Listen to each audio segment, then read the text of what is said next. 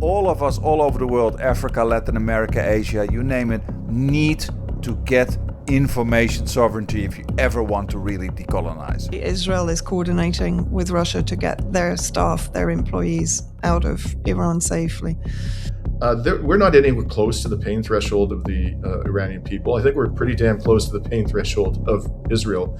And we're going to get very close to the pain threshold of the United States.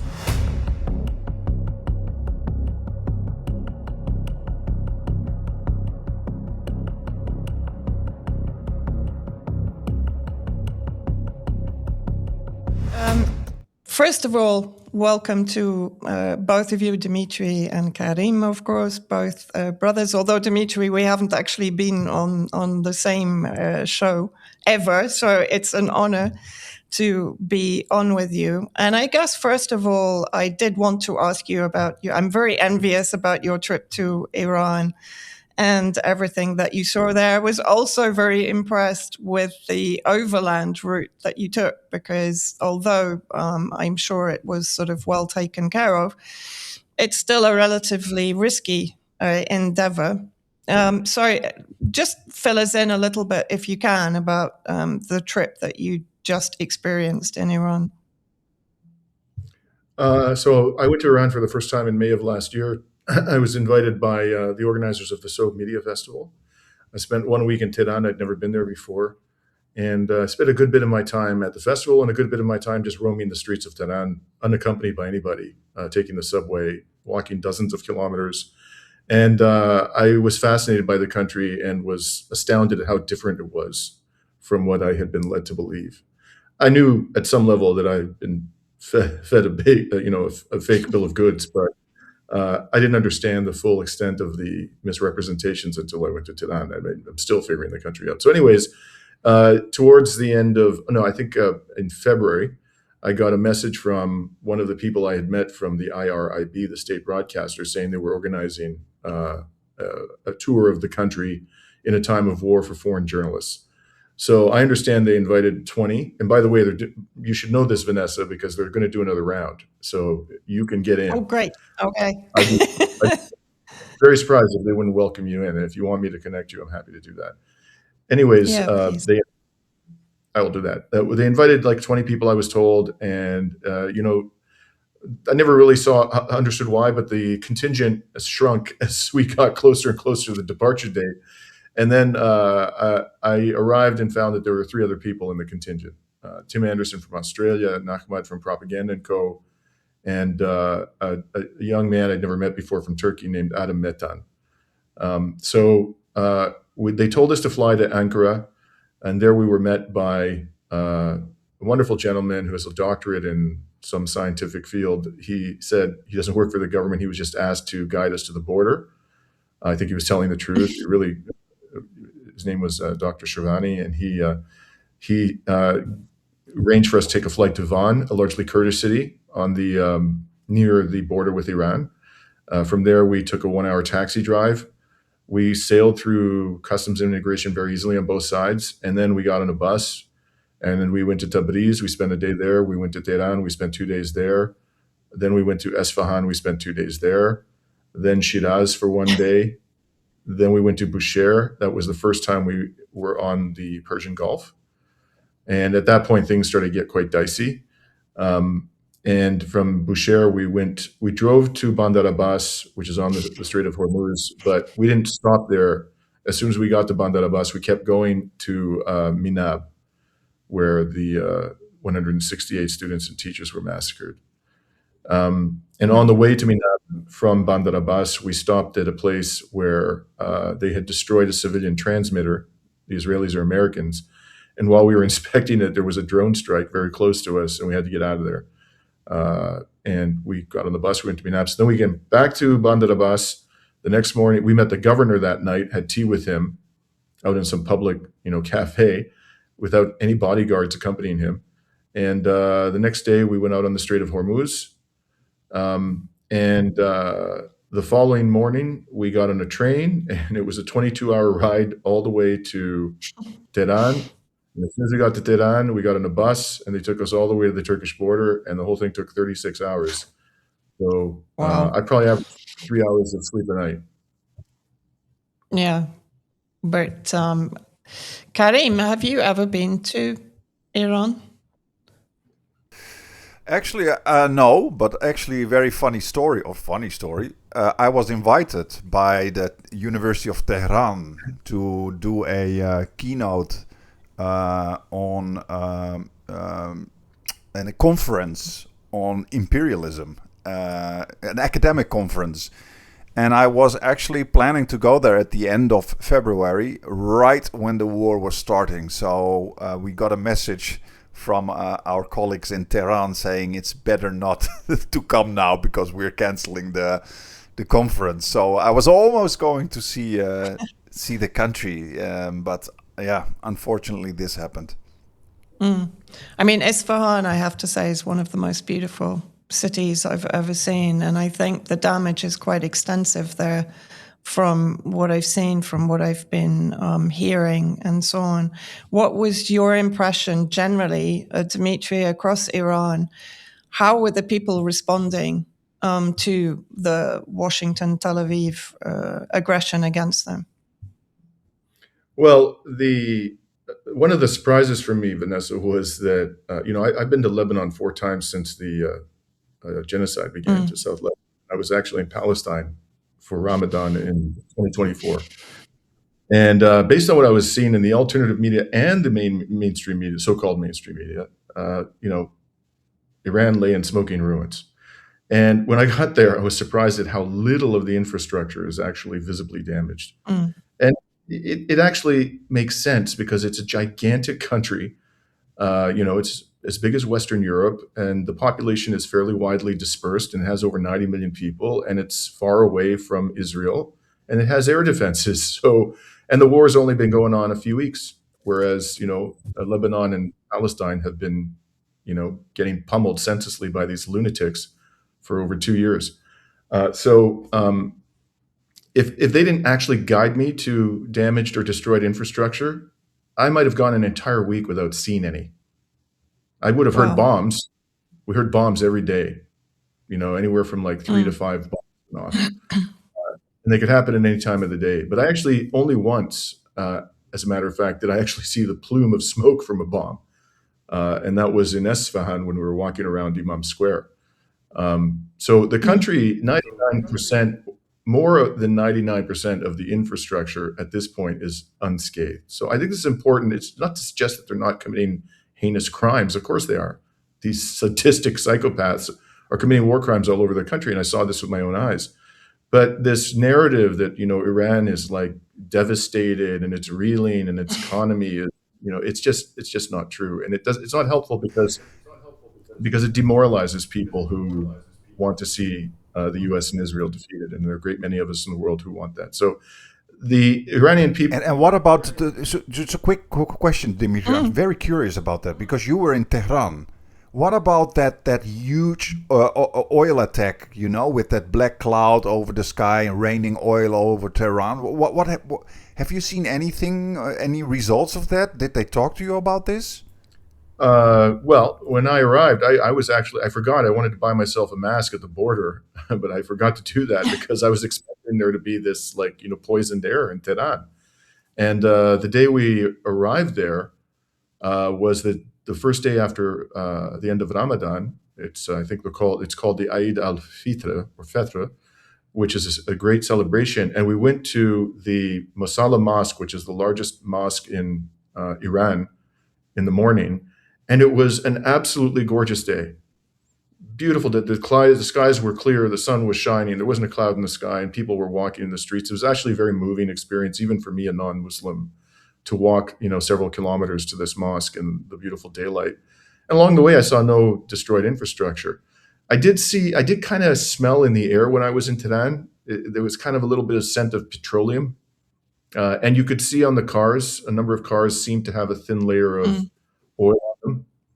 But the skies were quite clear. And I didn't see any city engulfed in flames the whole time I was there. So again, it really is, people need to understand that the economy and the infrastructure of the country and the life of the country, the sort of day-to-day life of the country, remains at this stage largely intact. Now, the people, man, I mean, how can I summarize it? I saw well over 10 demonstrations for the government and denouncing vociferously the criminals in Washington and Tel Aviv. I saw them; they were festive. There were a lot of women involved in those demonstrations, including some women who were not wearing a hijab. A lot of flag waving. I did not see a single anti-government demonstration. I would estimate, had a meaningful conversation with probably around 200 people. I wasn't keeping track. Not a single person said to me that they supported what the United States and Israel were doing. Every single one of them, without exception, condemned it. And they were full of scorn and derision for this idea that Trump and Netanyahu have any concern for the well-being of the people of Iran. They absolutely loathe the son of the Shah. Death to Pahlavi was a common refrain at these protests. I think for me, the most moving experience of all, something that will stay with me for the rest of my life, is that on the fourth day, maybe the fifth day, we were in Shiraz. We were told the night we arrived there, we were going to go to a funeral of an IRGC colonel who had been killed when his home had been bombed. I've been to multiple funerals of Hezbollah fighters. I was curious to go see what this was like, whether it was similar to that. And it was a gigantic funeral procession. And when I arrived there, I learned that they had killed not only the colonel, but his mother, his wife, and his two little sons, who were I think 10 and 13. And there was one survivor who was a 3-year-old girl. And she was in a hospital bed on a ventilator, scarred physically and mentally. And she had not regained consciousness since the killing of her family. She had been in hospital for, I think, 3 days. And the next morning, they took us to the hospital. When I saw her lying in the bed, knowing that her family had been obliterated, I started crying. I was overwhelmed with emotion. And there were Iranian journalists in the hospital room with us, and one of them, unbeknownst to me, filmed that. And the next day, they broadcast it on national television. And I found out about this because Iranian Canadian friends of mine sent me emails the next morning saying that they were deeply moved by what they saw on television. I said, "What are you talking about?" And they explained what happened. And from that moment on, I started getting interviewed all over the place. Every day I was doing 3-4 interviews with Iranian television. And I'd say the 8th day, I was shocked. I never expected anything to happen. People were coming up to me in the street. People were hugging me. They were professing their love for me. This happened in sort of cafes we stopped on the road to get some water. This happened in the train station. It happened in the train. It happened when I was walking down the street. And it was just tremendous amounts of love and affection. Of course, this was not just a sentiment they had for me. They had this for our colleagues. They were, they too were frequently featured on Iranian television. And they came up to me repeatedly in all these conversations after expressing their affection and respect for what we were doing. They would say, "I'm prepared to die for my country." The most striking example of that, when I was on the train, this 64-year-old man who just wouldn't stop hugging me, just comes up to me, just wouldn't stop hugging me. And he said, "I want you to know, please tell people in the West, I fought for 5 years in the Iran-Iraq war. I'm 64 years old. But if those bastards enter my country, I'm going to take up a weapon and fight them to the death." So that wasn't scripted. None of this was. It was all impromptu. So that's what I saw. I know of one person. I'll just conclude by saying there was one person that communicated with one of the journalists in our entourage, one of the Western journalists, only one that I know of, who expressed criticism of the government.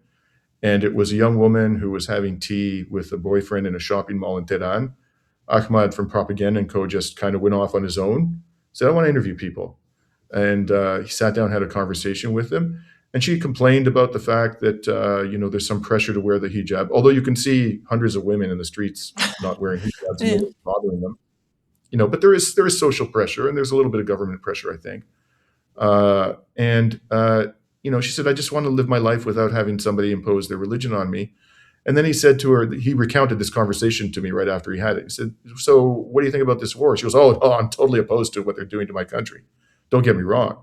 Yeah. That was it, Vanessa. I mean, there was no other criticism articulated to us the entire time we were there. So when I hear them say, CNN saying that, oh, so many people hate the Iranian government, they're going to protect that pilot, who ejected from the plane and hasn't been found.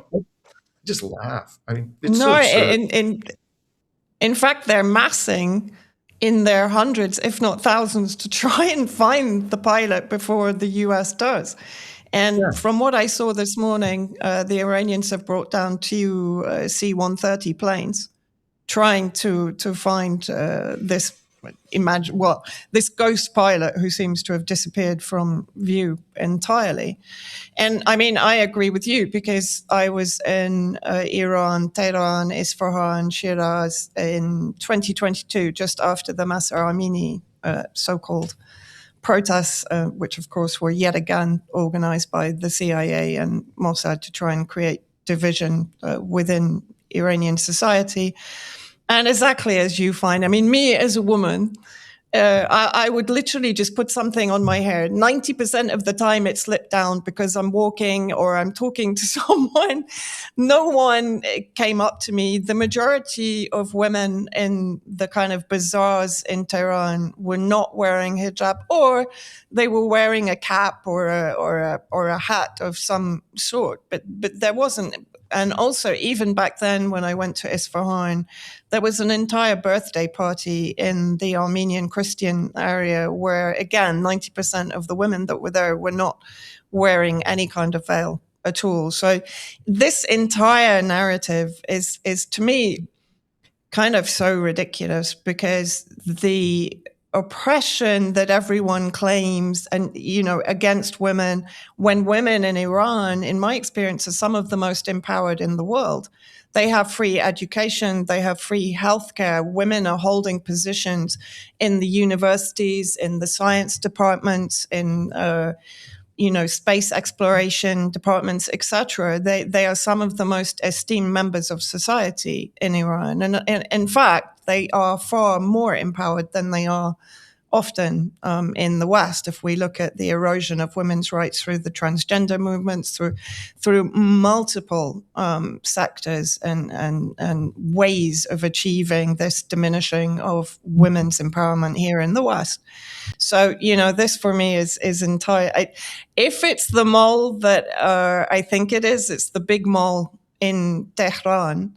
You're more likely anyway to find kind of elements of the wealthy or bourgeois class there who are definitely, like to come out and perhaps would be more inclined towards the Shah or some kind of what they consider more secular replacement. But as you said, what I'm also seeing are interviews with people who actually attended the riots back in January of this year, who are now saying, oh no, forget it. Pahlavi is a clown. He's not even coming to our defense. He's supporting the enemies of Iran.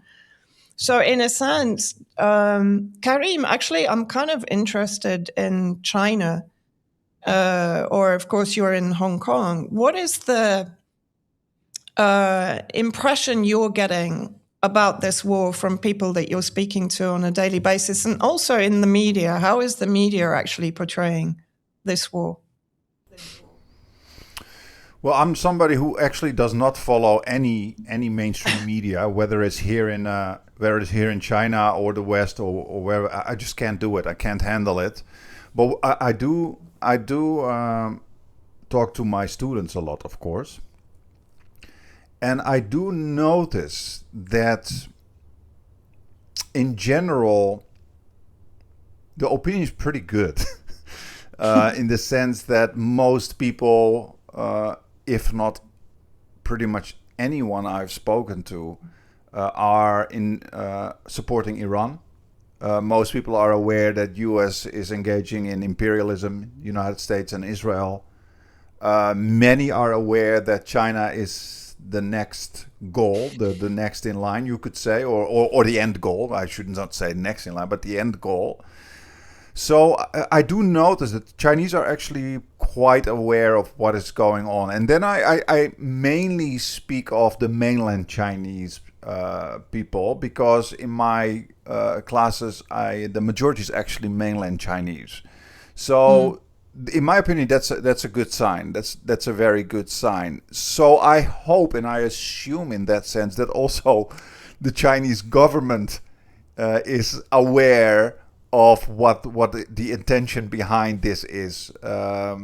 Sometimes like I said, people see me in many different shows, often with you as well, Vanessa. We often complain about the Chinese passivity. I was on another show with some comrades who said to me that sometimes we may evaluate the Chinese passivity with a Western lens. And I think that that's a good point. The Chinese really do things differently. And while the Chinese may come with a 5-point peace plan with Pakistan, and if you read it, you think, oh, please, really? You think this is going to help? You know, you don't name the perpetrator. It's like both parties should agree to a ceasefire, all that stuff. But then I'm like, that's the Chinese way. I look at it from a very direct Western lens. The Westerner is very direct, especially the Dutch, by the way. And I think the Chinese are Go player, not chess players. So you could say the Chinese probably do much more stuff in the background. Why? Because also you see that the Iranians also do not complain about China. That's number one. And secondly, also often have very positive words for the Chinese. And of course, you see a kind of exception for the Chinese when it comes to the Strait of Hormuz and paying in yuan. So there must be something going on here. Otherwise, the Iranians would not have done that. You know, that's the kind of feeling that I get.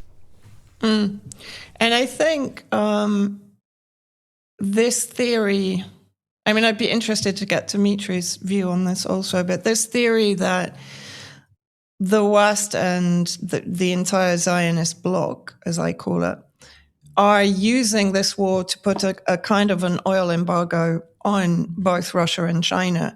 Now, my argumentation on that would be China's relation with Iran and also the necessity of a stable Iran to China in particular, because Iran historically has protected China's western frontier.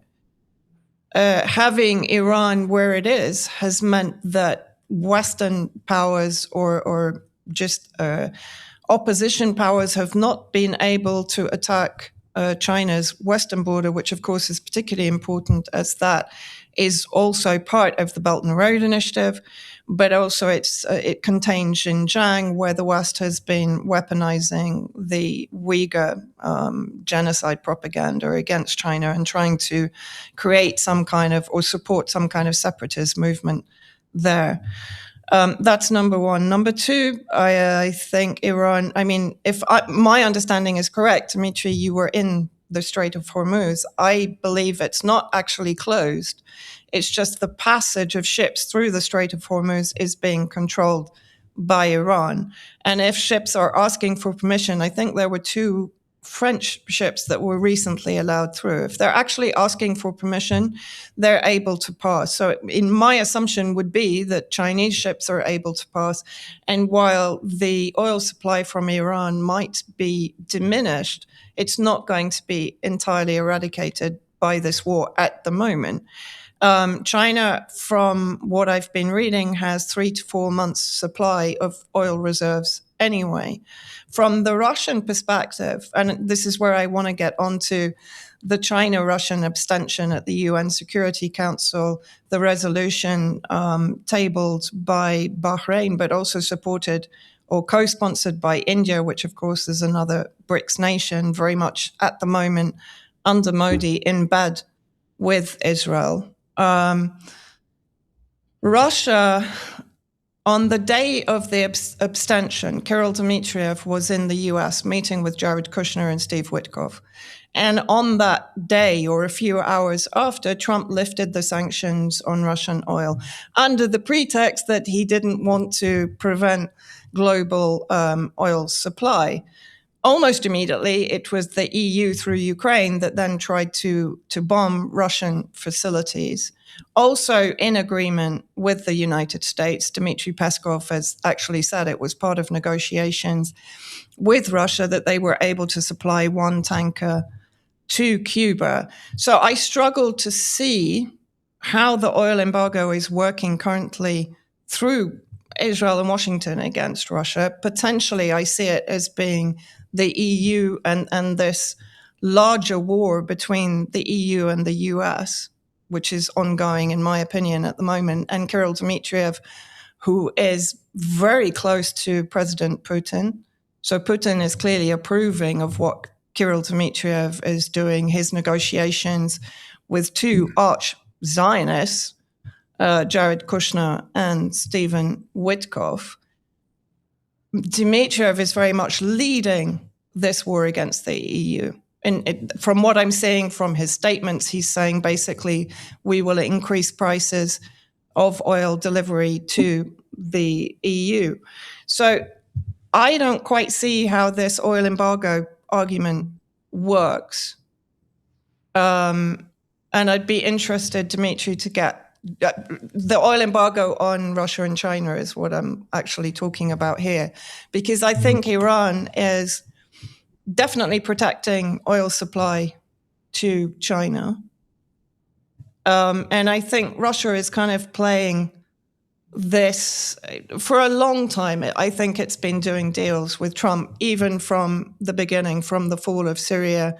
I believe from having been on the ground during those final moments in Syria, there was a degree of Russian collusion and a degree of Russian stepping away from Syria in order to achieve some kind of beneficial negotiations on Ukraine. I don't want to go too deep into that conversation, but I just think Russia is more aligned with Israel and by default is looking for advantages in the region to be given to it from the United States after Israel is lobbying for Russia to have those benefits. Yeah, I think that your view is one that a lot of people in the anti-imperialist community I've found share to some degree or another. It requires us to believe, in my opinion, that the Russians don't really understand what they're dealing with in terms of Washington. There is no deal to be done with these people that can be counted upon. They are perfidious, treacherous, pathological liars. They are lunatics. They're bloodthirsty maniacs. And Israel does at the end of the day what Washington directs it to do. I don't buy the theory that 8 million people control the United States government, that the Zionist Jewish population of Israel controls the United States government. I think they have influence, but I think the real people who control the United States government are the oligarchy, most of whose members are not Jewish, and most of whose members, I don't think, give a damn about Israel. They couldn't care less about Israel. What they care about is their own power and wealth. And they make a lot of money from war, and they make a lot of money from confiscating the oil and gas reserves of other countries, extracting them cheaply and selling them for as much as they can. That's what's really going on here. I think the Russian government understands this. I personally have nothing but contempt and loathing for Dmitriev. Let me be I've castigated him on X, making a point to tag him because he says these extraordinarily sycophantic things about Donald Trump. It's ridiculous, and he's negotiating with those two shite, Kushner and Witkoff. They're both war criminals and should rot in a jail cell at The Hague for the rest of their lives. But I think that my read of that, Vanessa, is that that's kind of like a kabuki theater that Putin is happy to maintain because it kind of keeps, to some extent, it may temper the lunacy of the Trump administration, or the regime in Washington, if he's appearing to be respectful to the emissaries that the Donald has chosen to speak on his behalf. appearing to be engaged in discussions with them, appearing to be wheeling and dealing to some degree. I think he believes, Putin, and I could be wrong, it's hard to say, that is beneficial, even if you understand perfectly well that it's never going to lead to any kind of a deal that you can rely upon. And it's talking, and I agree with one simple principle. It's better to talk to them, as crazy as they may be, especially when there's the risk of nuclear conflagration, than not talk to them. So he's appointed a guy to speak on behalf of the Russian Federation, whom they're going to find palatable because he's pro-Western and he was educated in the United States and he appears to love Donald Trump and blah, blah, blah. But I don't really think that's all particularly meaningful. I think that they understand the nature of the beast they're dealing with, and that the United States government is trying to prevent, or at least impede to the greatest possible degree, the sale of Russian oil and gas, particularly to countries that are that refuse to do the bidding of Washington. And of course, at the top of that list is China. And they're clearly trying to choke off China's energy supplies. But at the same time, they're trying not to blow up the oil and gas markets, because that will cause a global economic collapse and will certainly result in the Republicans getting wiped out in the midterms. So they're playing this kind of delicate dance. How do we, stop them from getting oil and gas from West Asia and Venezuela and so forth, without causing the price of oil and gas to go so high that it destroys the global economy and causes a rebellion amongst American voters? And so you sometimes see these contradictory steps, like they're allowing the Iranians and the Russians to sell oil that they prefer that they not sell, but at the same time, they're trying to impede their sale because they're doing this balancing act.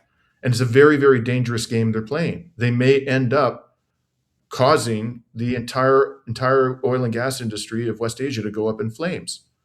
So it's a form of Russian roulette they're playing. I don't think that their goal is to destroy the oil and gas industry in West Asia, because they know what that would mean. It would mean global economic collapse and tremendous losses for the oligarchy, many of whom are heavily invested in the region. But they might end up causing that to happen because they're just hell-bent on maintaining their hegemony. Karim, are you actually seeing any impacts from supposed oil embargoes in China, for example? Are prices going up? Are people panicking? Is there any kind of reaction to that concept? Yeah, here's the interesting thing. So I've been talking to people from the Philippines, people from Japan, and they are all telling me that stuff is happening over there. They get advice to ration oil and everything and don't use public transport. Here in China, zero, nothing.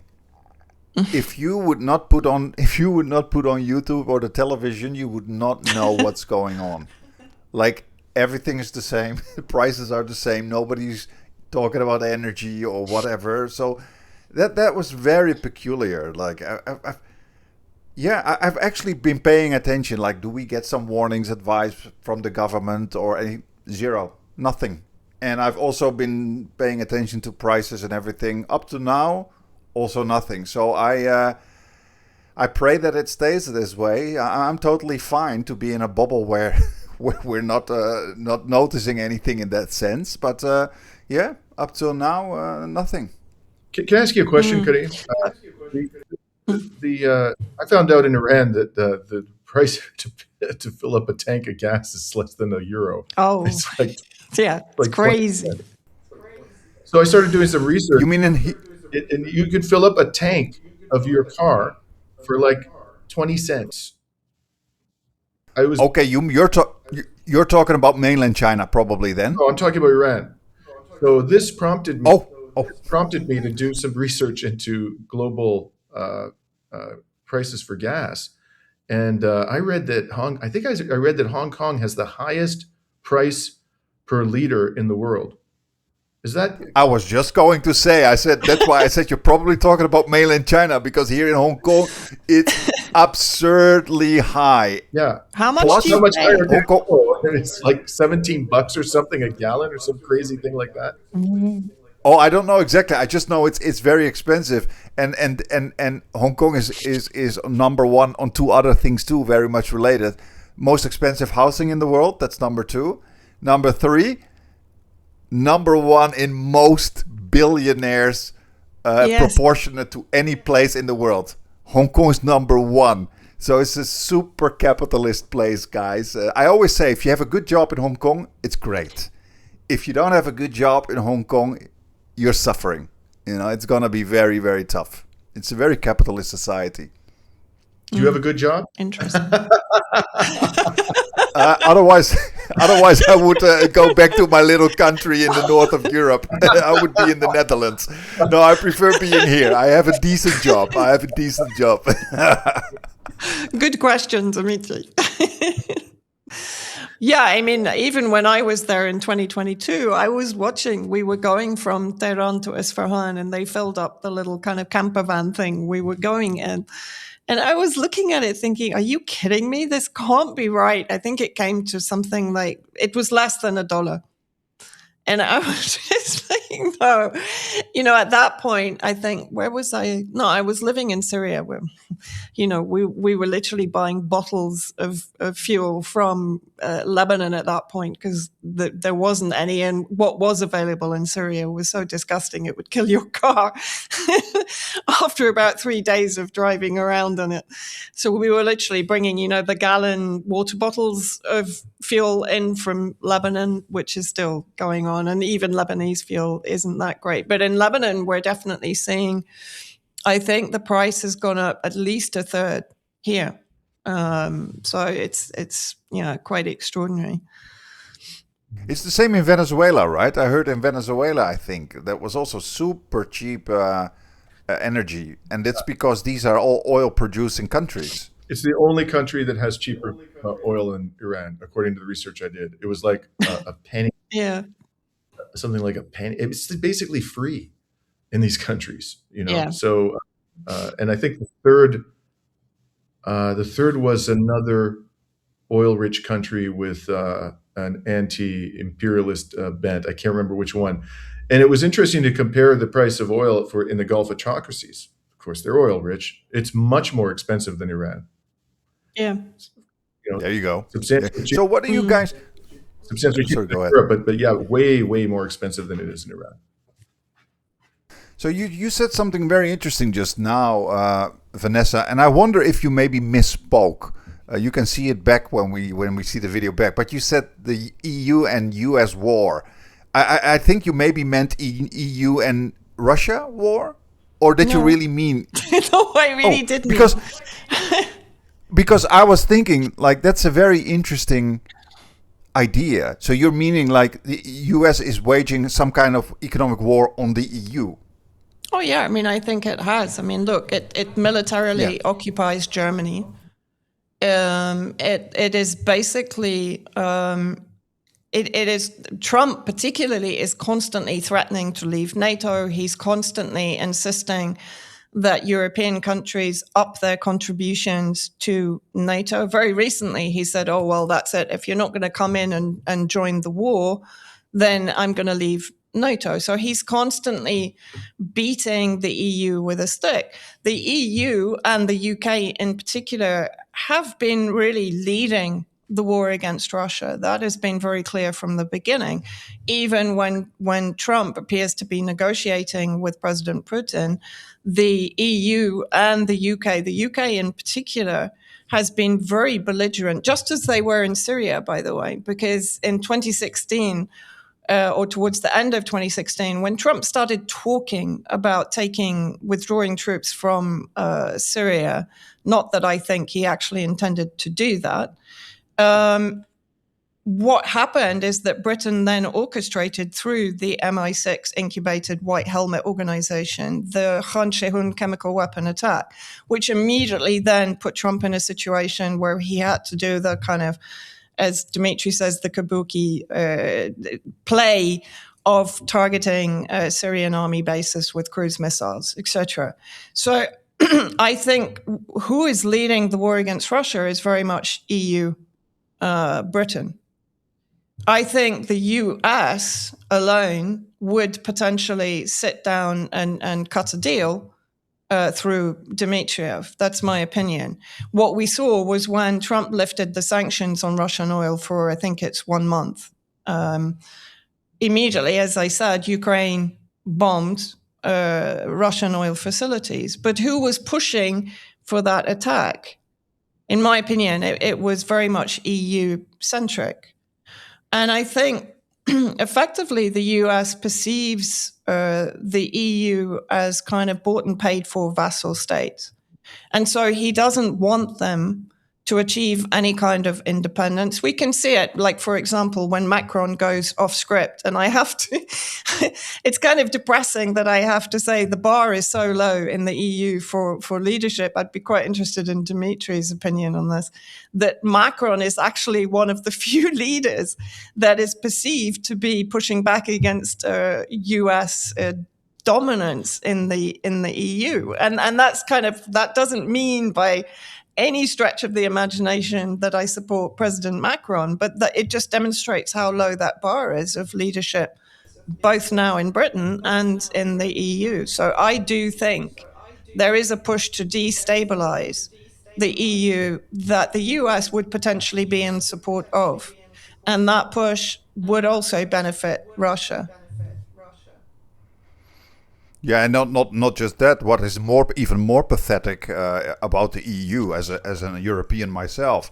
What's even more pathetic is the only ones who are railing against U.S. empire are the far right.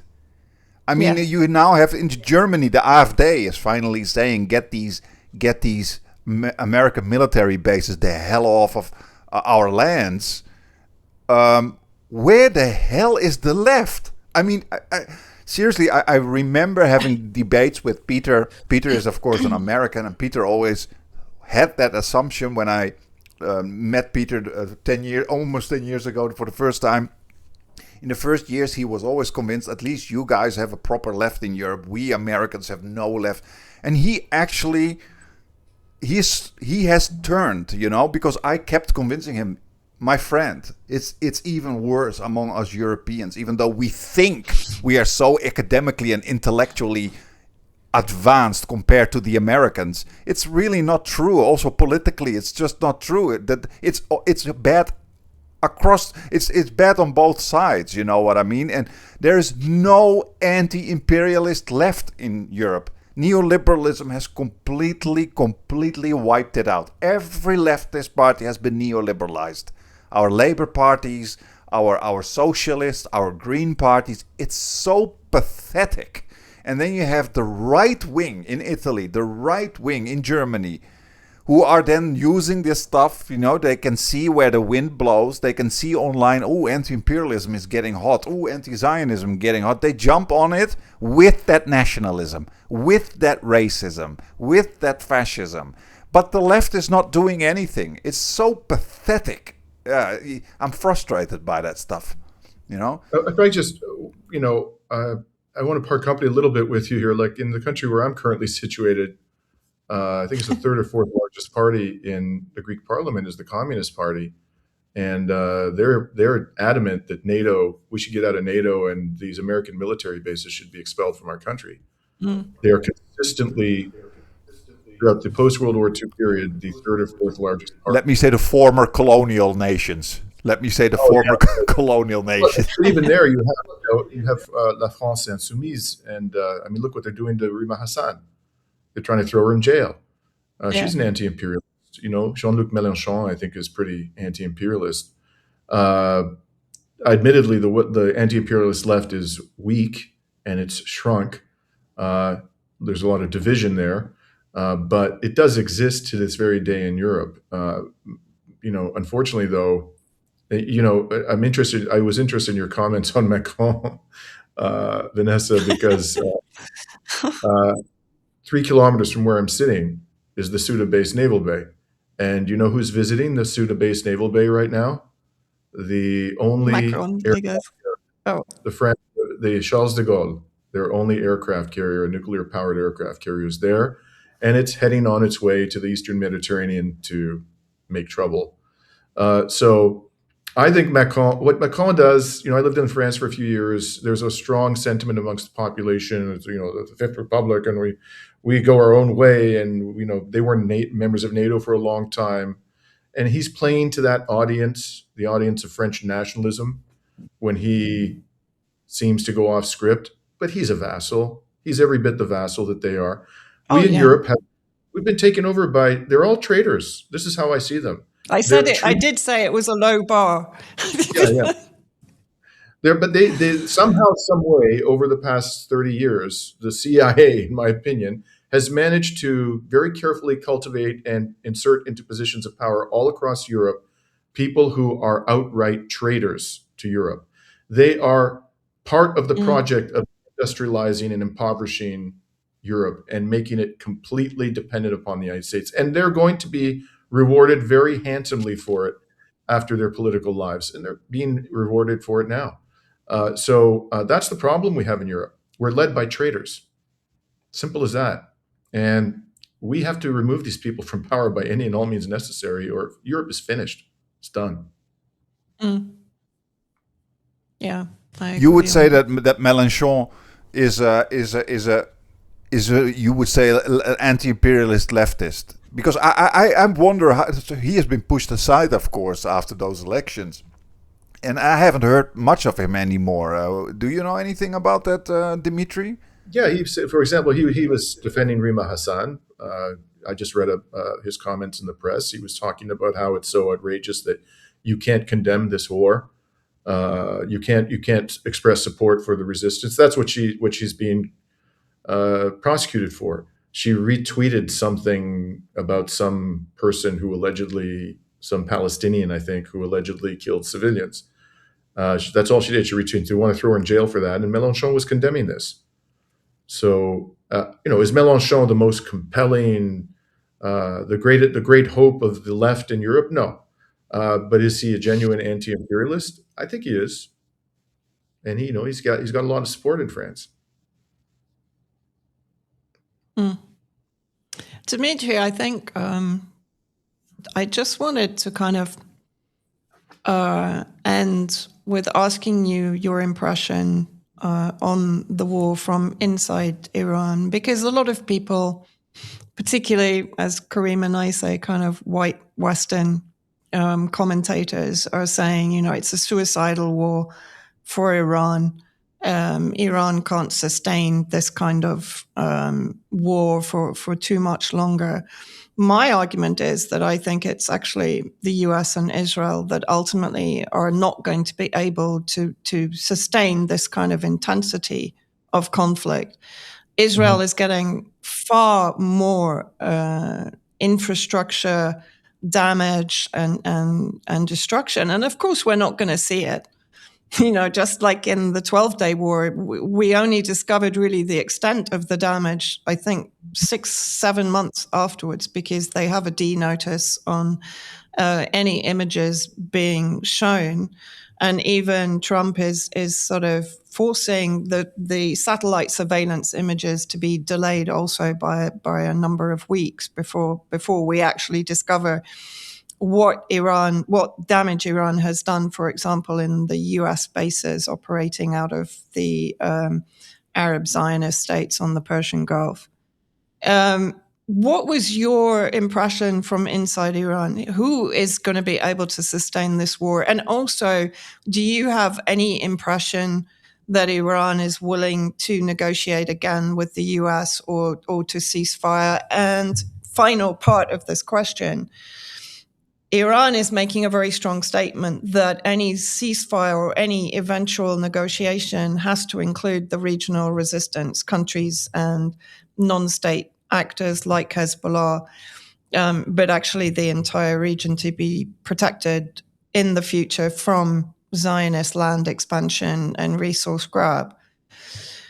I guess I'm asking, what did you feel in Iran is this deal really what they're going to stick to? Are they going to achieve it? Do they realistically believe they can achieve it? Mm-hmm. So I'm going to have to answer quickly because I've got another interview in like 1 minute, but I'll try to cover all of it. Okay. So the mood is one of defiance and really a sense of victory is inevitable. That was my sense amongst people. Let's bear in mind that Iran lost several 100,000 people in the Iran-Iraq war. and many of Yeah. them died in chemical weapons attacks. The country was much weaker then than it is now.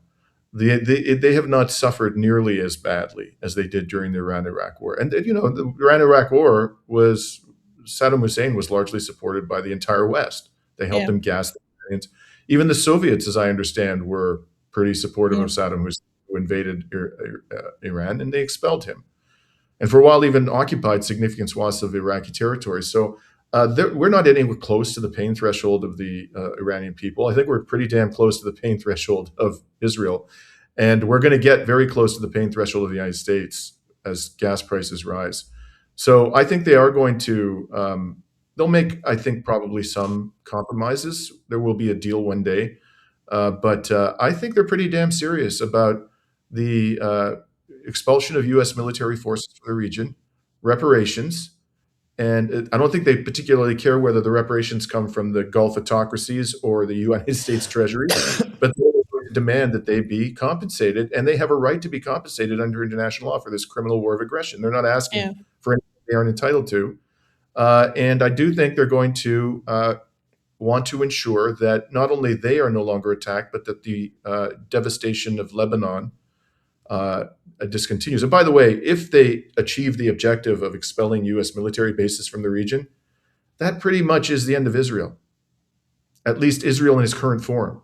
Israel cannot continue to do what it does without the massive presence of the U.S. military here. So that's kind of it, just going to follow logically from the attainment of that objective. But there's absolutely no sign at this stage that these psychopaths are willing to concede on any of those points. So in the near term, I think what's going to happen is there's going to be escalation. It's going to go on for several weeks or months. The global economy is going to teeter on the verge of collapse. And somehow, some way, hopefully sooner rather than later, the United States government is going to have to swallow the bitter pill of making concessions to Iran, which will include reparations, for sure. And I think Iran is not going to give up control of the Strait of Hormuz by military force. It shouldn't. And it can't. There's no one can stop. There's no military solution to what Iran is doing. Okay, all they got to do to drastically reduce the flow of oil and gas of all commodities through the Strait of Hormuz is every couple of days blow up a tanker, which is the easiest thing in the world to achieve militarily. They're highly combustible. They're huge. They're moving very slowly, and they're really close to the coastline of Iran. They can mine them. They can take them out with their little submarines. They have submarines, little diesel submarines. They can drone them. They can hit them with missiles. They can send out those fast boats and strike them with ship-to-ship missiles. It's like the easiest thing in the world for them to strike the fear of God into the global oil and gas industry, the maritime transportation industry, and the insurance industry. So this is going to escalate, and the economic pain, the United States economy is going to be screaming in pain pretty soon. And Americans are then going to get really upset. And at that point, Trump is going to be forced to swallow the bitter pill. That's how I think it's going to play out. But there's going to be escalation in the near term, and this thing could get out of control. Yeah, absolutely. Thank you, Dimitri. I know you've got to go. But thanks for your time. Okay, take care. Bye-bye. Take care. Bye. Bye. Thanks, man. So I just wanted to say, Vanessa, and I've become afraid that I'm becoming too optimistic, and I want to be want to be careful with that, because every day can be different. It's a very volatile time, but we gotta say, guys, Iran is slowly emerging as a superpower here, and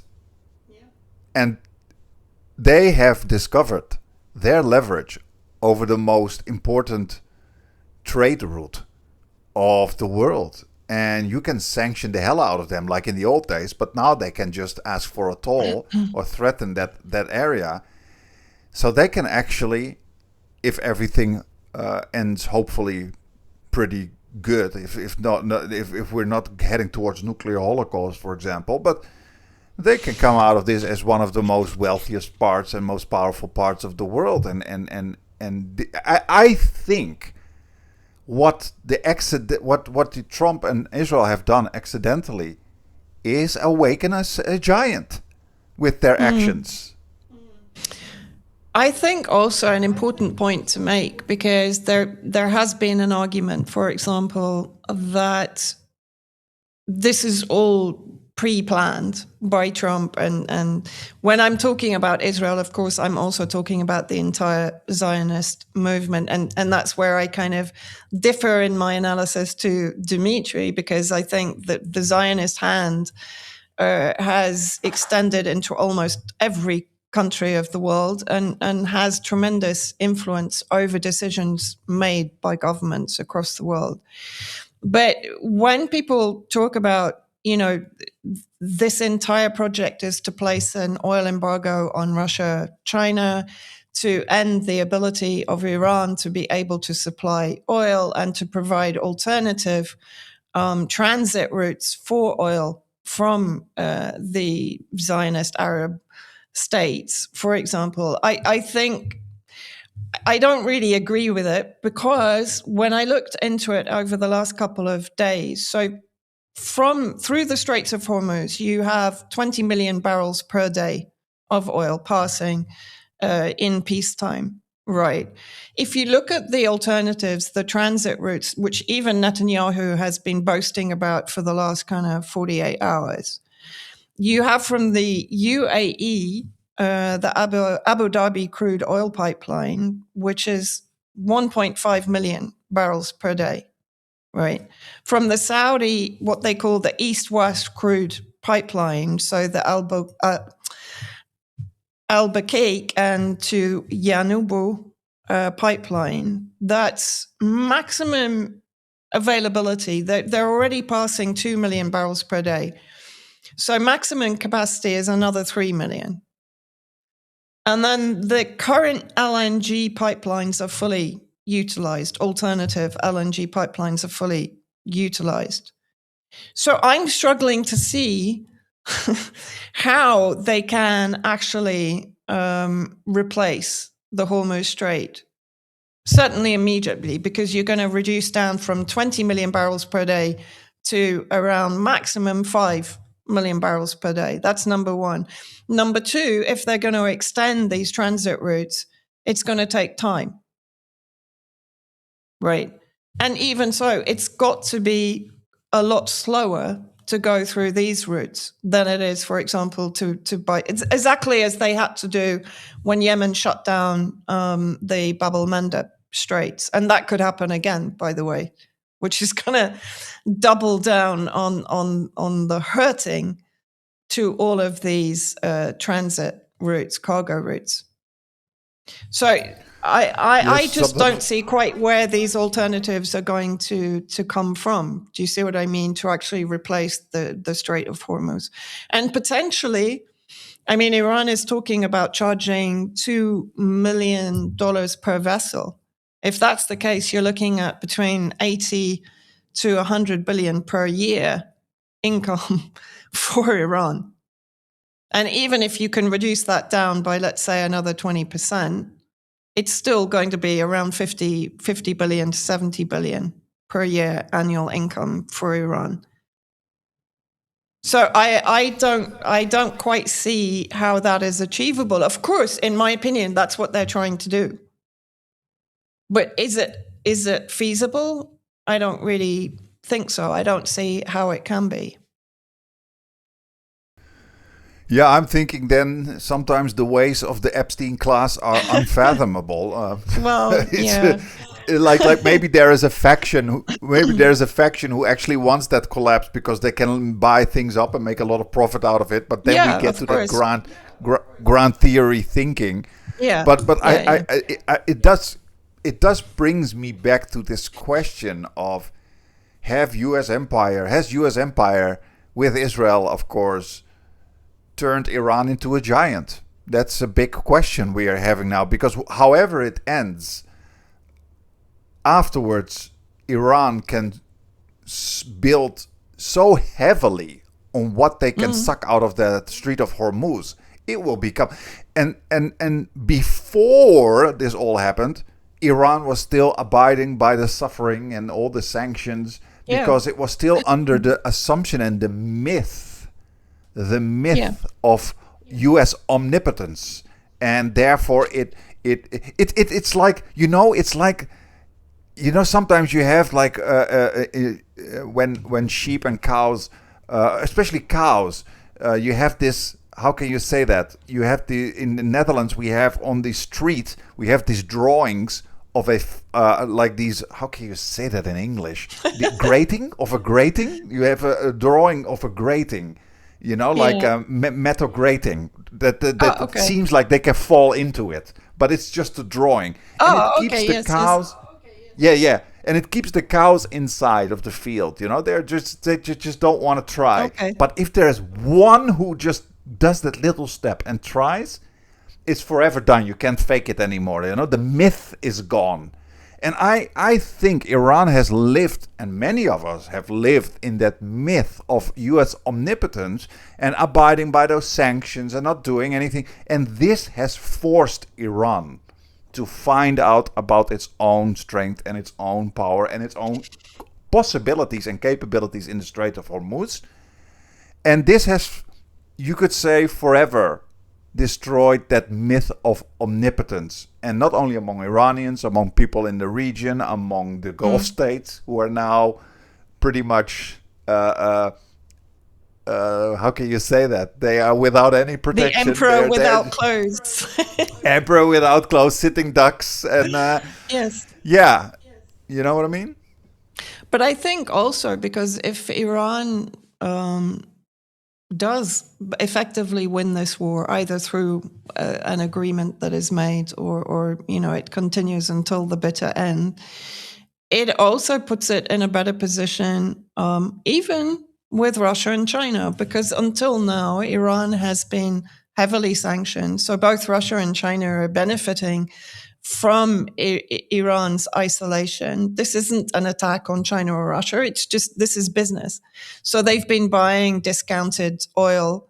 In other words, they have, to a degree, economically benefited from the fact that Iran is blockaded and sanctioned and isolated in order to make deals that are beneficial more to Russia and China than they are potentially to Iran. That will also change because Russia and China in a million years are not going to take on Iran once it's free of those sanctions and that isolation, right? So it strengthens it from every perspective. Not only that, but potentially it gives back the sovereignty of the peoples of this region in West Asia, whether it's Lebanon, Syria, Iraq, Yemen in particular, because we have to remember Yemen was targeted by Saudi Arabia to basically use it as a southern transit route to the Arabian Sea to bypass the Strait of Hormuz. And of course, Yemen's resistance since 2015 has prevented that happening. Right. So that's another element that's been taken out of the equation by the powerful resistance of Yemen to such a project. And we're also going to see, in my opinion, a degree of reaction from the people inside the Zionist Arab states who have been oppressed by their Israeli-aligned governments and regimes that were effectively created by the British in order to align with the Zionist entity. And those we're seeing the atrocities in Bahrain, for example, against dissidents there. So I don't think we're nearing an end of this war very soon, but the potential for unlocking the sovereignty of this region is huge. And as you said, for putting Iran onto a very elevated position globally, there is huge potential for this because even global sympathy is now veering towards Iran rapidly because of what it's doing and because it's not targeting civilians. It's acting still in a very honorable way, even while it's defending itself against U.S.-Israeli aggression. No, potentially, we these are extraordinary times, and I just pray and hope that it does work out in the favor of Iran and of this region in particular that has just been battered and abused for, well, at least 100 years, if not longer, of course, by various other empires, but let's say 100 years. Absolutely. And I heard also that China is now buying extra expensive oil from Iran, so they're already making profit out of that. And it seems that China is also very willing to do that. There's not a big problem here. But I also, like you said, the Iranians have global sympathy, and everybody is, of course, or everybody, a lot of people around the world are just sick of this horror that the U.S. empire is putting us through, especially the people in West Asia and other parts of the world where U.S. empire is, of course, directly involved. But I always say, and this is a big fear of mine because I focus on it a lot, I just spoke to an activist from Africa, David Hundeyin, and he was part of Africa Stream. He's a journalist, and the United States is, and this is a big fear of mine also. The United States is exceptionally good at propaganda. They have still inserted themselves all over the world with their social media, etc. And you now see a sympathy for the Iranians.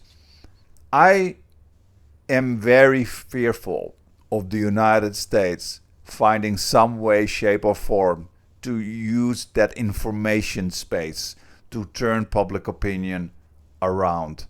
Riling up Islamophobia, Muslim hate in one way, shape, or form, maybe through movies, etc., false flag, you name it. But you can bet they are behind the scene now doing a crazy amount of brainstorming what the hell they can do to turn this around. And they still have a foothold on the information space, which is really messed up. And I said the same thing to David. I said, all of us all over the world, Africa, Latin America, Asia, you name it, need to get information sovereignty if you ever want to really decolonize it. You know what I mean? Yeah, absolutely. No, I totally agree. And yeah, there is a big danger of something like a false flag. Even, I don't know. I don't know what you think, but I'm kind of torn on the use of nuclear. I'm not entirely convinced. They might use tactical nukes to try and destroy, for example, the actual missile cities or the nuclear energy plants. I mean, they have been bombing Bushehr plant. By the way, Israel is coordinating with Russia to get their staff, their employees out of Iran safely. Look, we are optimistic because to a degree now, the vision of that future is somehow palpable now, even for people here, despite the horrendous losses that they're enduring right now, continuing in Gaza, in West Bank, here in Lebanon on a daily basis. The war jets were just overhead right now, which means that they're about to bomb again in the Beirut suburbs. The suffering is immense, but still people are finally seeing a way of achieving freedom from decades of oppression, abuse, theft.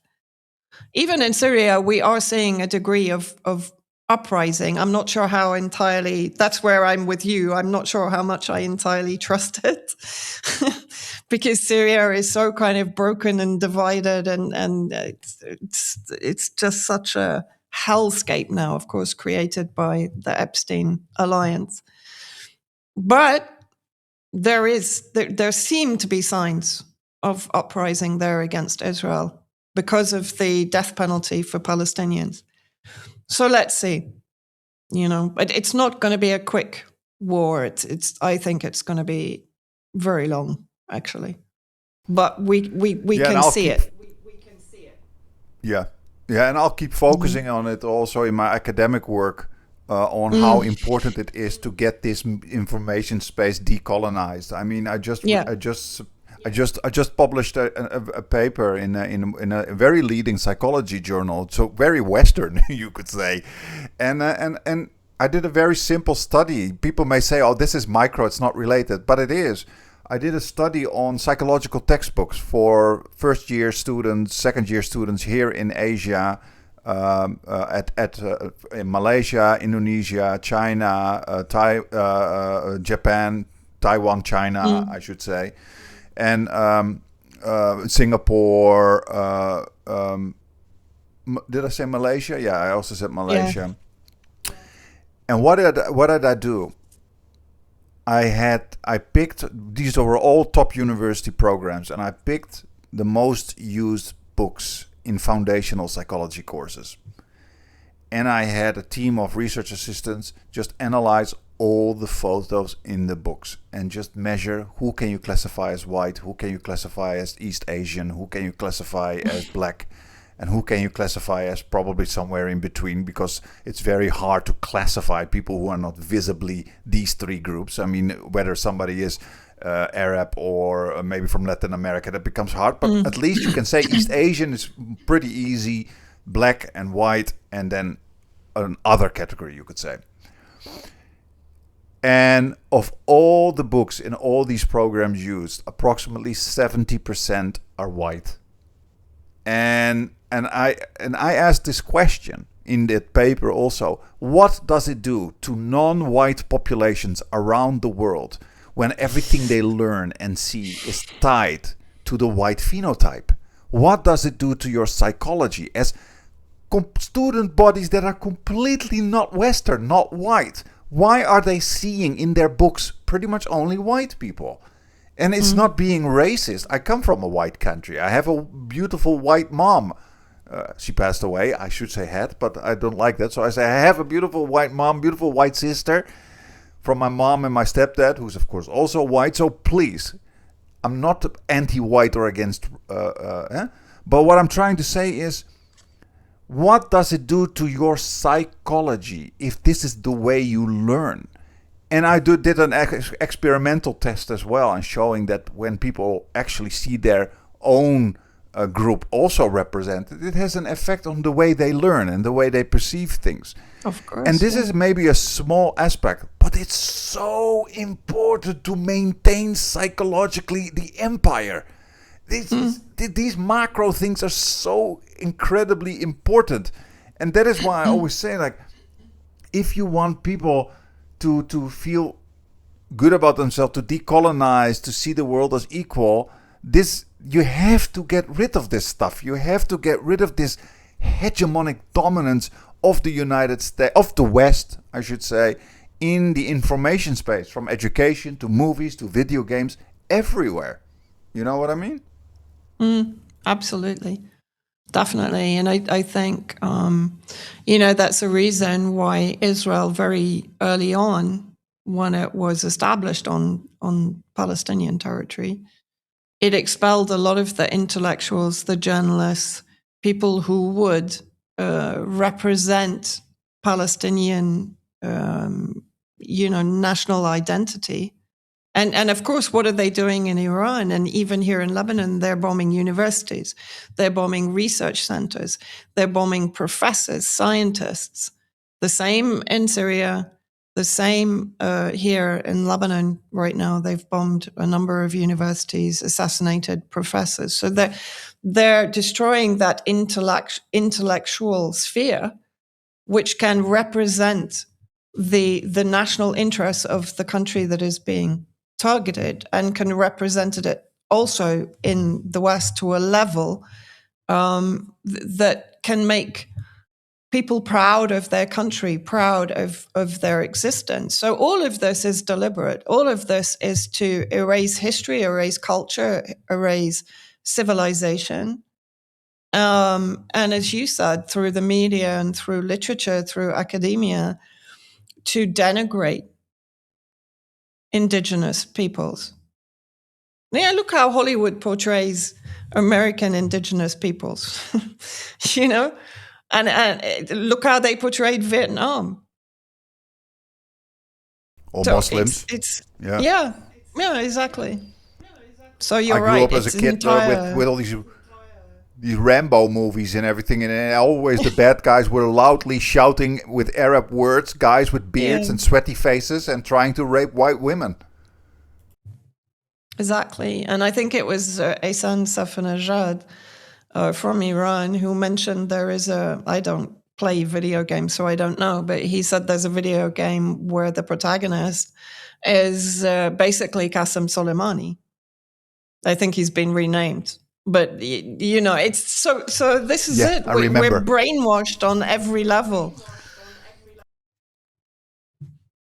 Yeah, I remember that. He also told that on our show that this guy is from something called with an A. It was something with an A and a Q, but not Al Qaeda. Yeah, So they exactly. changed that, and then a guy who's then almost Qasem Yeah. Soleimani, even though in the real world Qasem Soleimani actually fought against Al Qaeda. It's the complete reversal of the world. It's just like with Empire, they are the good guys, and the rest and their victims are the bad guys. But once you start digging, it's actually everything's the reversed. Everything. Yeah. They're just Yeah. they're literally teaching you the reverse of the world. You know? Yeah, and I mean, we talked about this with Ryan Christian and Miriam Sharabati, how people are put in a position where they're not even looking into what does the Iranian governance entail. It entails justice for the oppressed, justice and subsidies for the poor and the most marginalized in their own society, empowerment of women as part of their constitution. And then you have, again, the free healthcare, the free education across the country. I mean, this is extraordinary. The cost of this is extraordinary. And then look at what we have in the West. Increasing healthcare, privatization of healthcare.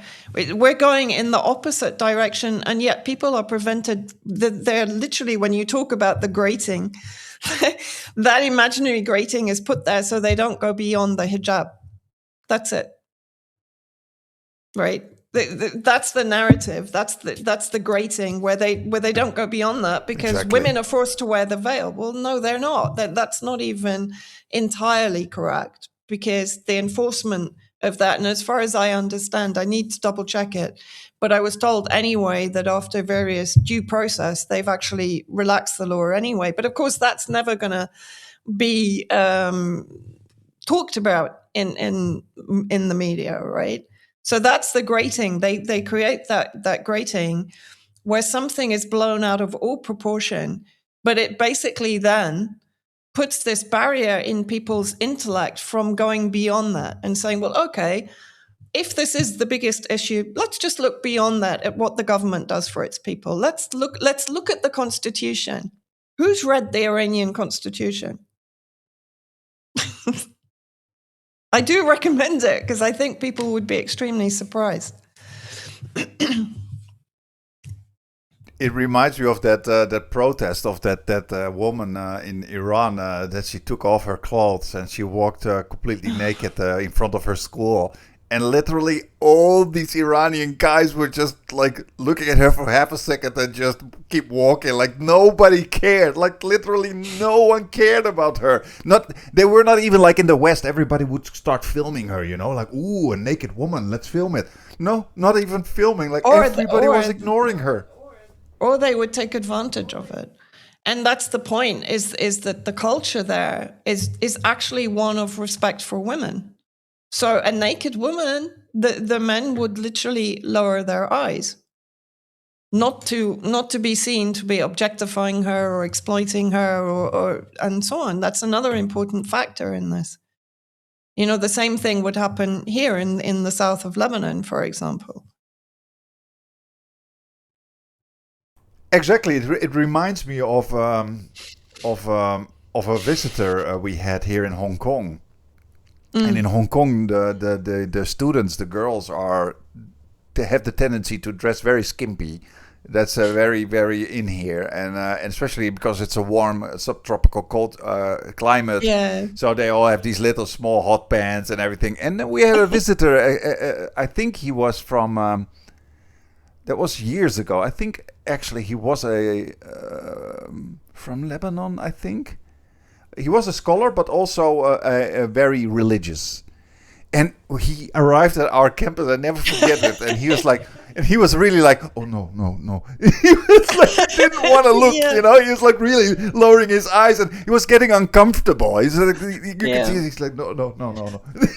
And I was Yeah. like thinking to myself, like, wow, you must have so much strength as a man to just to lower the gaze instead of like what many of us have, included myself, is that your eyes are drawn to it, you know, and then you have to look. But like this, yeah, I never forget that. Like he was consciously trying not to look.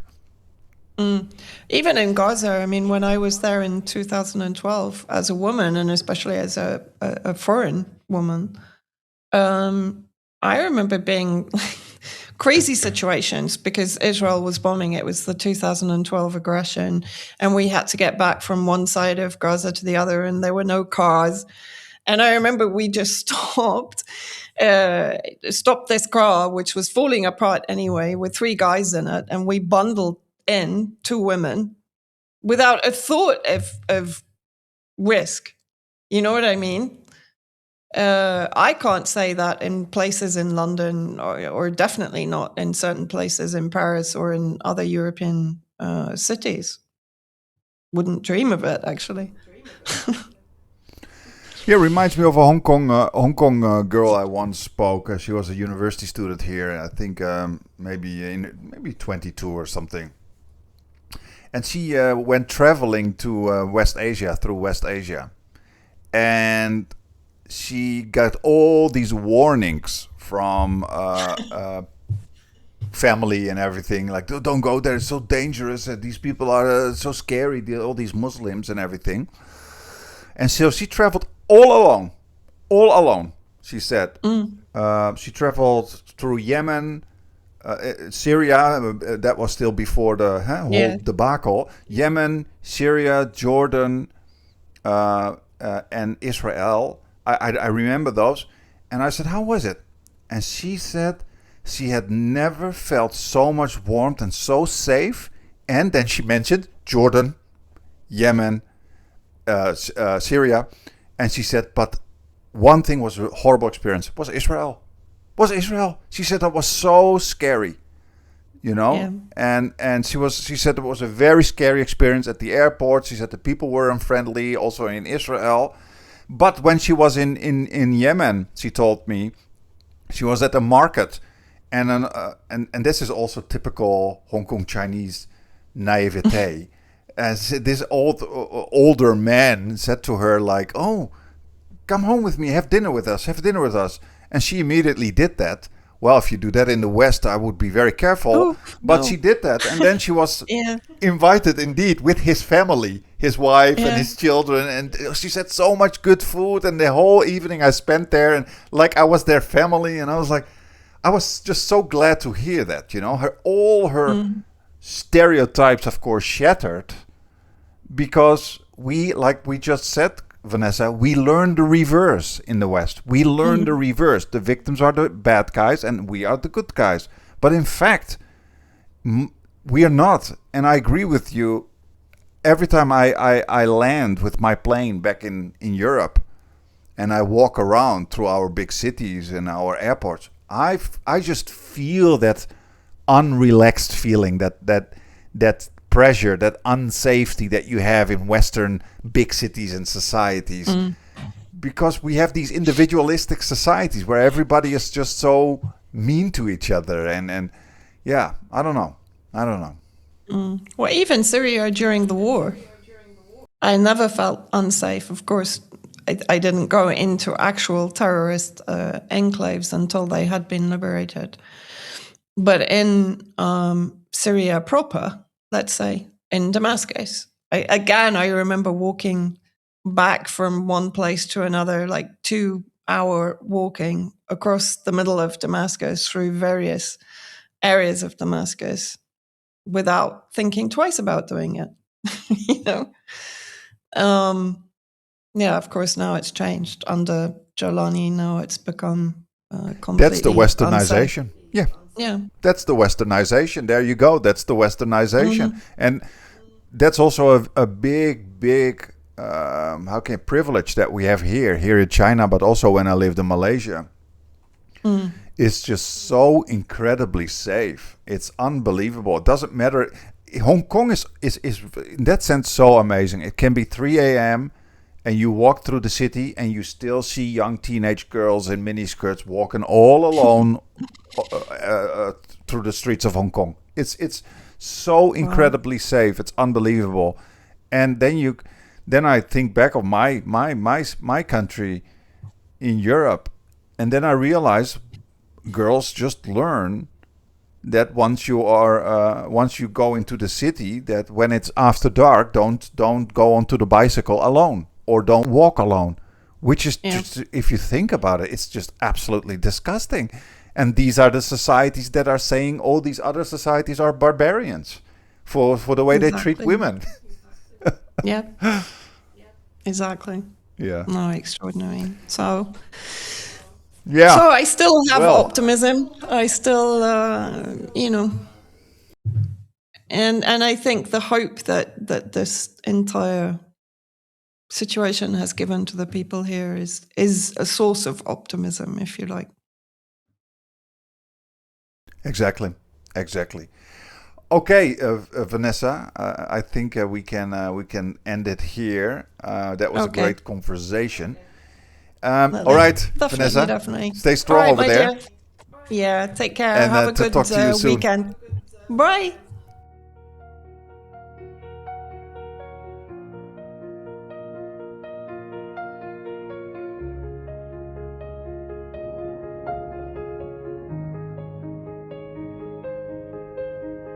Static crackles, voices rise.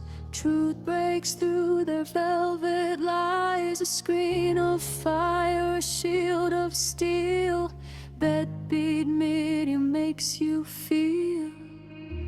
No borders, no change,